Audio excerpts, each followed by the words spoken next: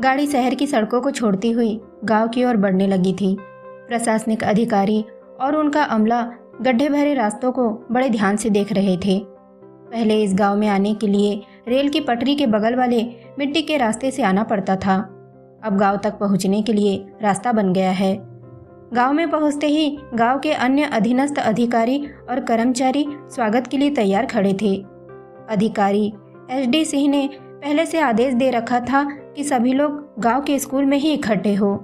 तहकीकात वही होगी। स्कूल का पता एक दो लोगों से पूछा। सरकारी गाड़ी अपनी लय और ताल से फर्राटे भरती हुई रुकी। 3 लोग उतरे। अमले में से अधिकारी को जल्द ही हेडमास्टर की निगाहों ने पहचान लिया। रुआब, दमखम, कपड़ों की सफ़ेदी, चेहरे का तेज, आंखों का क्रोध, कदमों की कसावट, इन सब से हेडमास्टर ने ताड़ ही लिया। वह अपनी अदबकारी सांसें थामे उनकी अगुवाई कर रहा था। स्कूल की सीढ़ियां चढ़ते चढ़ते उन्होंने देखा कि स्कूल में निर्माण का कार्य कुछ दिनों पूर्व ही हुआ है। नए कमरे भी बन गए हैं। खेल के लिए अलग मैदान है। फर्श भी पक्का हो गया है। वे देख रहे थे कि लोग उनके पास आने को ललायित है। अधिकारी की एक नज़र उन पर पड़े तो वे निहाल हो जाए, और अधिकारी ने इज्जत से बात कर ली तो फिर कहने ही क्या है। मानो सारा जहान मिल गया। एचडी सिंह के मन में कसेलापन छा रहा था। उन्होंने पीछे आ रहे हेडमास्टर से पूछा, कितने टीचर है यहाँ? हेडमास्टर उनके प्रति श्रद्धा में लगभग झुकते हुए बोले, जी सर 5। घनी दाढ़ी के बीच चेहरा पहचानते हुए उन्होंने कहा, आप यहाँ कब से हैं? जी मुझे लगभग 20 वर्ष हो गए हैं। हेडमास्टर साहब उन्हें अपने कमरे की ओर ले गए। कमरे के बाहर तख्ती लगी हुई थी। अवध नारायण सक्सेना, प्रधान अध्यापक। एचडी सिंह ने कमरे का निरीक्षण किया। 6 गद्दीदार कुर्सियां और एक अच्छी टेबल भी रखी थी। छत का पंखा भी अच्छी हालत में दिख रहा था। कुर्सी पर बैठते हुए उन्होंने कहा, अब मुझे पूरा मामला सुनाइए। हेडमास्टर जी ने कोल्ड ड्रिंक उनके सामने रखकर कहा, सर पहले ठंडा पी लीजिए। एचडी सिंह ने बोतल एक तरफ हटा दी। हेडमास्टर ने उनका भाव समझकर बताना शुरू कर दिया, सर यहाँ एक मास्टर है अफजल, वो शहर से स्कूल में पढ़ाने आता है। थोड़ा रुककर गला साफ करते हुए बोले, सरपंच जी ने उस पर आरोप लगाया है कि अफजल ने उनकी बेटी के साथ अभद्र व्यवहार किया है। इसी बात को लेकर गांव में तनाव है। अफजल को गांव में ये लोग आने नहीं दे रहे हैं। एचडी सिंह ने कहा, घटना कहाँ हुई? अब तो और भी परेशान हो गए हेडमास्टर जी।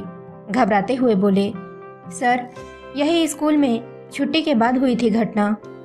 मैं तो अपने घर चला गया था। अंतिम वाक्य कहकर उन्होंने इस घटना से अपना पल्ला झाड़ना चाहा। फिर अफजल और वो लड़की यहाँ क्या कर रहे थे? सर अफजल कमज़ोर बच्चों की अलग से क्लास लेता है। उस दौरान यह सब हुआ। लंबी सांस खींचकर वे बोले, तो कोई चश्मदीद गवाह है?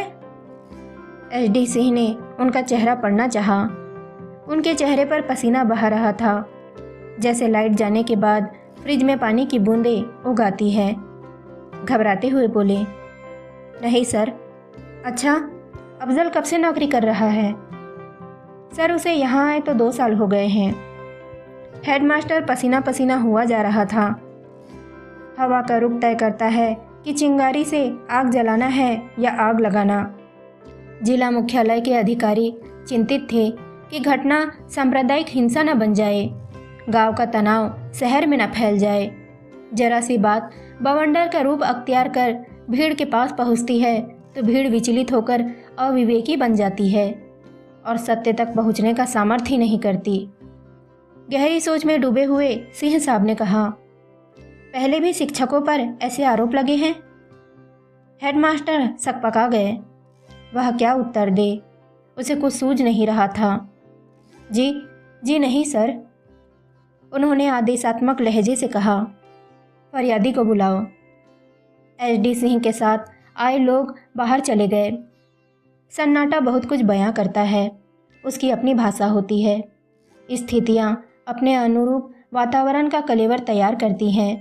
तभी तो 13वीं का भोज और भंडारे का भोज और किसी उत्सव आदि के भोज में वैसा ही माहौल व्याप्त हो जाता है।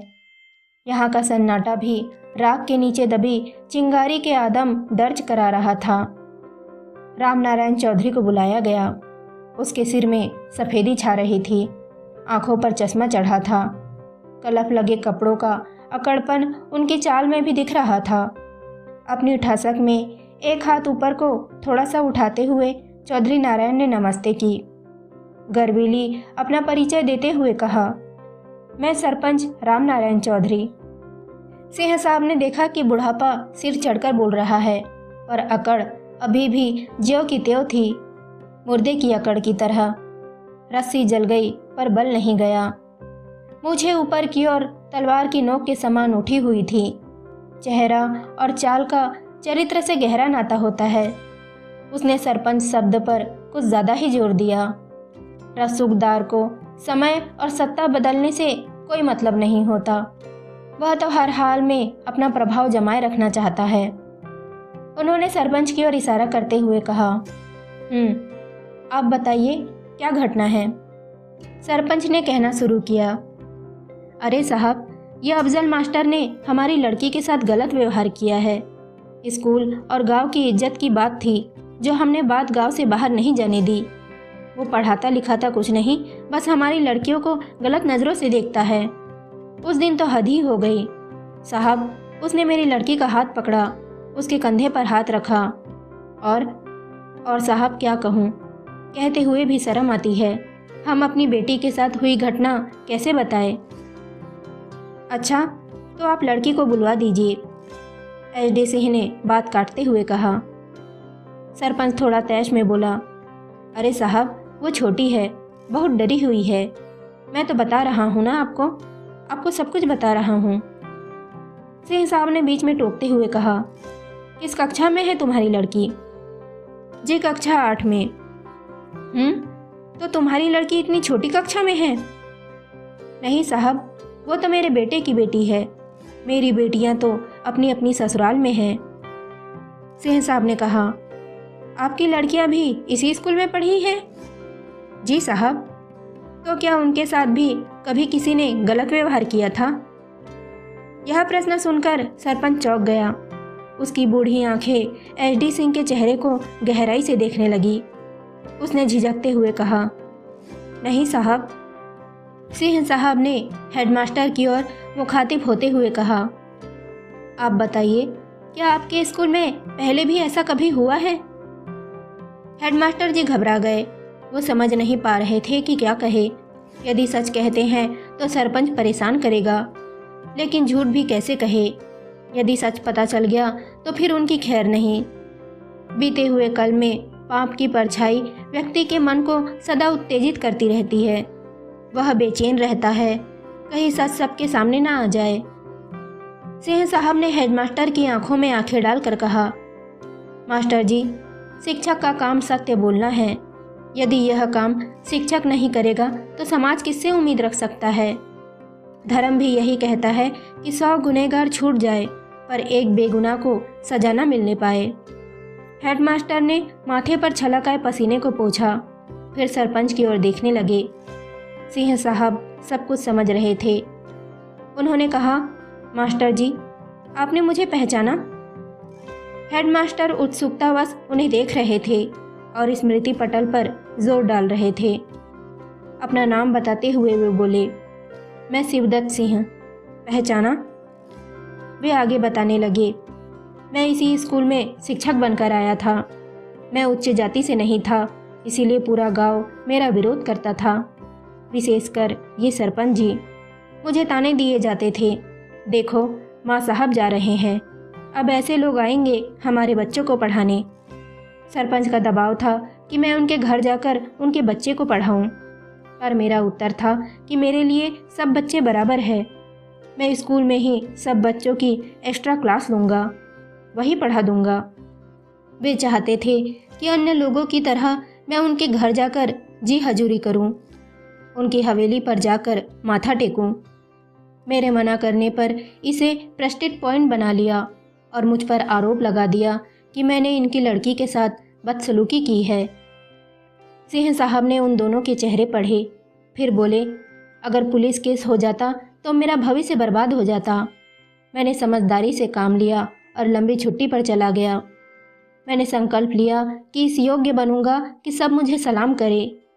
भाग्य ने मेरा साथ दिया और मैं पीएससी से नायब तहसीलदार के लिए चयन हो गया।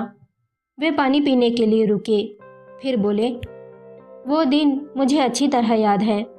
जब मैं आखिरी दिन स्कूल आया तो आप सब मुझे बस तक छोड़ने गए थे।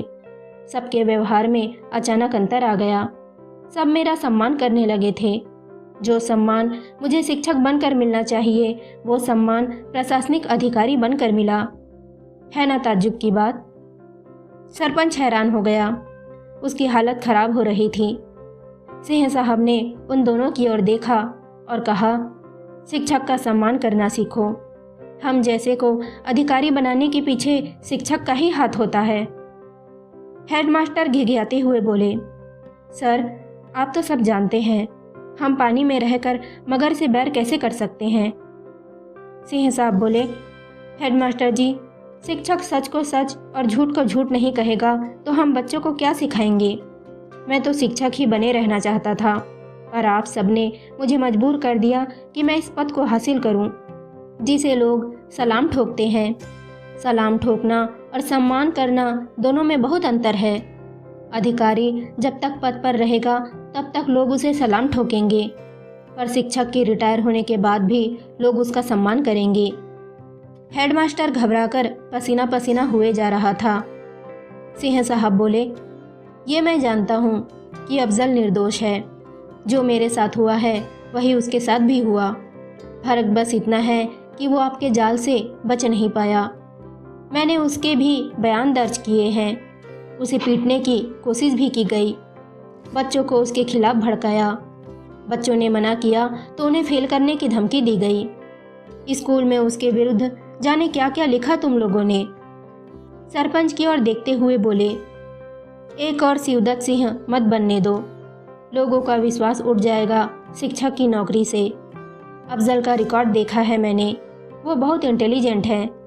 उसके ज्ञान का फ़ायदा उठाओ तो वो कई शिवदत्त तैयार कर देगा। इस गांव की तस्वीर बदल देगा। मैंने स्कूल के बच्चों और उसके अभिभावकों से बात की है। वे लोग बहुत पसंद करते हैं उसे।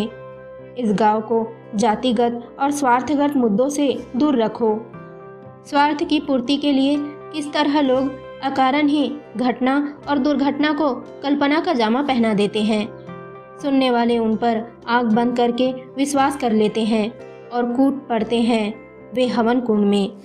ऐसे हवन कुंड में जिसका धुआं वातावरण की शुद्धि नहीं करता, बल्कि उसकी तपन न जाने कितनों को जलाकर भस्म कर देती है। उन्हें लगा कि लोहा गर्म है। वे बोले, देख लो, अपनी गलती सुधार लो या फिर मैं झूठा केस लगाने के आरोप में जेल भेज दूं। कहकर वे बाहर निकल गए। सरपंच का बुरा हाल था। वह दौड़ते हुए पीछे भागा और पैर छूने लगा कि साहब, हमें बख्श दो, हमें माफ़ कर दो। मैं यह केस वापस ले लूँगा और आगे से कभी ऐसा नहीं करूँगा। सरपंच ने केस वापस लेने के लिए आवेदन लिखा और साथ में माफ़ीनामा भी। हेडमास्टर ने भी अफजल के पक्ष में अपने बयान लिख कर दिए। एसडी सिंह ने इन सभी कागजातों को फाइल में रखकर उसे बंद कर दिया, जैसे केस भी बंद हो गया हो। सिंह साहब ने फाइल को सीने से भींचकर कसकर पकड़ लिया, जैसे उन्होंने वर्षों पूर्व हुए अपने ही केस पर आज फतह प्राप्त कर ली हो।